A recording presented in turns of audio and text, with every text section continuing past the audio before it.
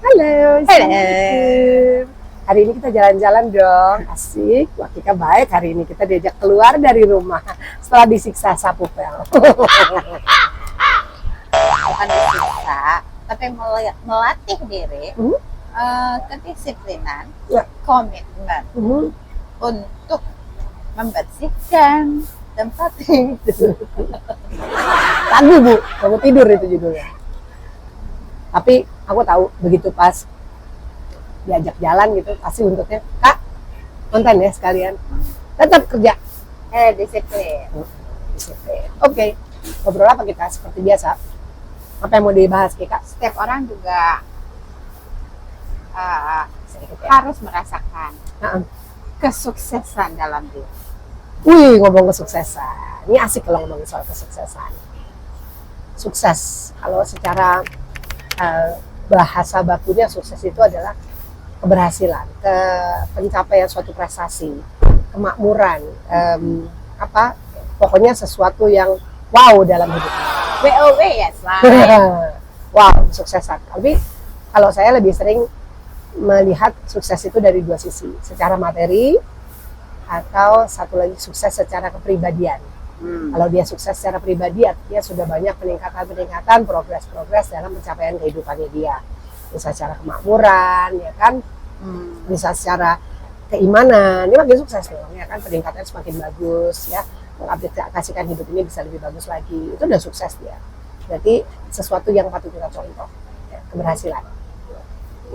Apalagi Kik? Dari sisi apa kita juga, bahas?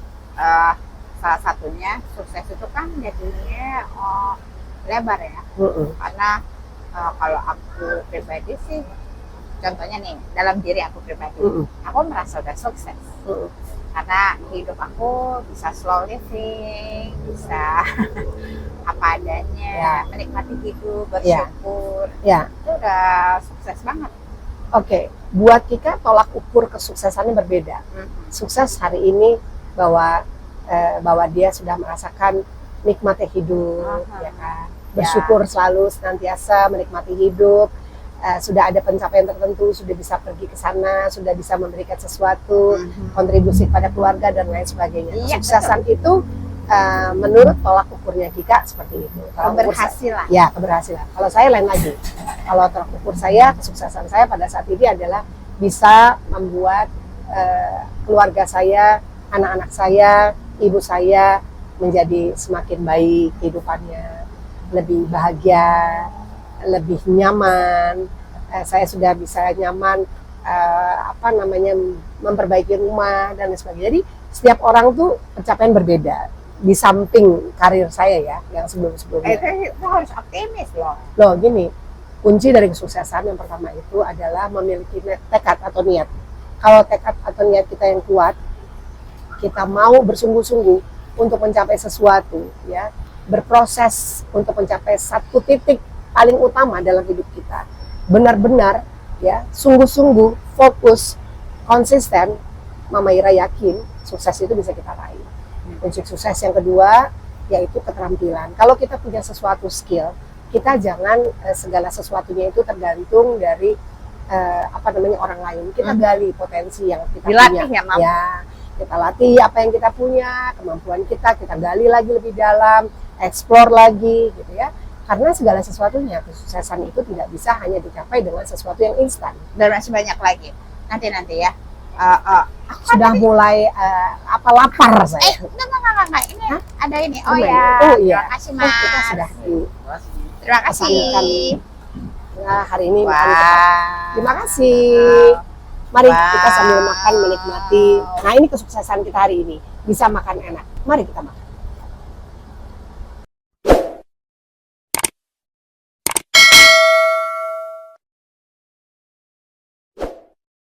Alhamdulillah, kesuksesan hari ini saya bisa makan kebab. Thank you Kika. Sambung ya soal kesuksesan ya. Iya. Oke. Sambil makan chips, hati-hati mejanya sering goyang-goyang Bu Kika. Oke. Tadi kan pertama kalau kita menjadi sukses kuncinya adalah tekad atau niat yang kuat. Ditambah lagi dengan keahlian atau skill kita, keterampilan kita. Segala sesuatu yang instan tidak bisa menjanjikan kesuksesan. Kita harus belajar dari titik yang paling rendah untuk mencapai titik yang paling tinggi. Mau kerja di mana aja, semuanya nggak ada yang enak. Awalnya semua susah-susah dulu, kan? Semuanya harus jatuh bangun dulu, semuanya harus merugi dulu. Pada akhirnya harus belajar dari pengalaman, kita harus punya target. Ya. Nah ini yang tadi saya bilang, keahlian itu terus dieksplor. Kalau kita sudah merasa mampu, jangan merasa dirinya paling mampu di antara yang lain. Ingat, di atas langit masih ada langit. Jadi terus kembangkan apa yang kamu punya. Jangan sombong, sehingga pencapaian itu bisa lebih optimal, ya, lebih maksimal. Gitu. Dan selain terus, itu juga, selain itu disiplin. Itu penting kita. Kalau disiplin itu kunci dari suatu kesuksesan, itu yang sangat mendasar. Bukan cuma niat, skill, kamu harus punya yang namanya disiplin. Dari time management, ya, kehidupan kamu diatur sedemikian rupa. Disiplin mulai dari, kita kan punya sesuatu ya, pencapaian dalam hidup ini. Kita punya aims, kita punya goals. Kalau kita tidak punya rasa disiplin dalam hidup kita tidak akan pernah bisa sampai pada apa yang kita mau.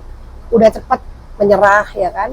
Kalau kita cepat menyerah, terus karena kita merasa bahwa segala sesuatunya susah, mengeluh, ya kan, terus kita tidak mau mencoba lagi, kita tidak mau untuk meningkatkan kualitas hidup kita, disiplin dari segi waktu, dari segi pembelajaran, nggak akan bisa, ya. Jadi harus konsisten, harus punya disiplin. Nah, selain itu loh, selain lagi disiplin tadi kan tekad udah, terus begitu kita harus punya skill, kemampuan, keahlian, beresiko, oh iya, ambil resiko, iya kan gini. Jadi jangan di zona aman. Harus keluar sekali dari zona aman. Ya gimana kita bisa mencapai satu kesuksesan kalau kita cuma melulu di situ? Kan saya udah pernah bilang, jangan pernah jadi orang minimalis. Kalau kita jadi orang minimalis, ya udah di situ aja. Target kesuksesan kita akan berbeda dengan orang lain. Kenapa kita nggak lebih wider, lebih melihatnya dari segi yang lebih luas? Orang lain bisa lebih sukses daripada kita. Kenapa dia bisa lebih sukses? Ya kan? Kalau kita biasa dapatnya 10, orang lain bisa dapat 20, pekerjaannya lebih kurang sama. Kenapa dia bisa, kita nggak bisa? Nah, kita harus lihat ke sana. Ayo kita ambil resikonya. Oh, mungkin kita harus lebih banyak belajar. Oh, kita harus lebih bisa meluangkan waktu untuk misalnya menambah ilmu dengan cara apa? Ambil short course gitu ya, les tambahan misalnya gitu. Atau apa, supaya ada pengorbanan. Begitu kita ada pengorbanan, kita ambil resikonya. Kalau kita tidak memulai segala sesuatunya, kita tidak akan pernah tahu hasilnya apa. Berarti itu bisa baca peluang dong? Oh iya dong. Segala peluang itu harus dilihat, kemungkinannya. Setiap aspek dalam kehidupan ini dia peluangnya. Kesempatan tidak datang 2 kali, ya kan? Nah, jadi segala peluang itu harus kita bisa lihat dari semua sisi, segala sisi yang positif. Sambil lihat negatifnya juga, impact-nya apa gitu. Kalau kita tahu benchmark kita, titik tolak kita, maunya kemana, melihat kepada siapa, peluangnya kemana, apakah menguntungkan atau tidak, masalah tentang bisnis, termasuk juga hubungan ini, oh ini peluangnya bagus sih chance-nya. Kenapa enggak? Kita coba follow up dan lain sebagainya. Berani bersaing lah. Dan nggak lupa. Kan kalau misalnya kadang-kadang orang juga kalau dikritik kan kadang-kadang suka marah. Kalau misalnya sedikit-sedikit kalau dikasih tahu nggak nerimo. Kuncinya kan bahasa gitu. Kalau kritik membangun disampaikan dengan bahasa yang baik, yang mudah dicerna, tidak diskriminatif, ya kan? Tapi tidak juga defensif. Orang yang diberikan kritik mestinya nyambung gitu. Jadi kritik itu boleh, kritik, saran untuk kesuksesan kita, belajar dari pengalamannya seseorang, kita belajar dari kesuksesan seorang, lalu kita terapkan, ternyata masih belum bisa juga, dikasih koreksi, ya apa-apa dong. Kan kita bagus untuk pencapaian yang lebih maksimal. Iya, kayak misalnya kalau kita makan di restoran juga, kritik dan saran bisa ditulis ya. Itu judulnya isi questionnaire ya. Nggak apa-apa, itu biasa ada di time card. Nah, saya udah mulai masuk ke ilmu PR nih. Ya, itu kan ada time card, itu biasa kritik dan saran. Gitu kan maksudnya Bu Ika? Kita untuk bagus, supaya sukses, makin sukses. Mimpi besar dong. Mimpi besar ya, iya ya. Mau jadi orang sukses mimpinya. Semoga saya bisa beli motor NMAX. Udah. Ya enggak dah, NMAX-nya berapa banyak? 10? NMAX-nya mau kalau sekalian dibuka pabrik. Enggak, kalau aku NMAX-nya ada 20 direntalin, aku tinggal di Bali, punya rumah 3 are. Terus uangnya cukup jalan-jalan, cukup makan, cukup semuanya. Cukup traktir, cukup untuk nyenengin keluarga. Mimpi besar. Garis bawahi, bold, underline. Orang yang sukses, orang yang punya mimpi dalam hidupnya. Mimpi gratis, nggak bayar. Yeay, betul. Ya kan? Mimpi itu harus kita punya. Supaya apa? Kita punya trigger untuk hidup lebih semangat lagi. Kita punya mimpi untuk pencapaian suatu hasil yang maksimal. Kita punya mimpi untuk membahagiakan diri sendiri, membahagiakan orang lain, orang-orang yang kita sukai. Kesuksesan itu pasti ada di tangan kita. Jalani dengan rasa optimis, disiplin yang kuat, ada sportivitas, ada masih banyak lagi. Tapi mimpi harus kita punya. Saya mimpinya pengen punya hotel besar yang sangat-sangat besar, di dalamnya punya kamar yang banyak, punya human resources yang bagus, manpowernya bagus, Punya respon fasilitasnya bagus, dikenal seluruh dunia. Terus saya bisa menghabiskan waktu dengan anak-anak saya, dengan orang yang saya sayangin, sampai akhir hayatnya saya bisa mengkontribusikan apa yang saya miliki untuk banyak membantu orang lain. Amin. Amin ya rabbal alamin. Mudah-mudahan kabul ya. Oke. Nah, Mari, mudah-mudahan kabul. Kalau ini kabul. Karena saya mau makan dulu ya. Nanti kita lanjut lagi besok ya. Ya besok ya.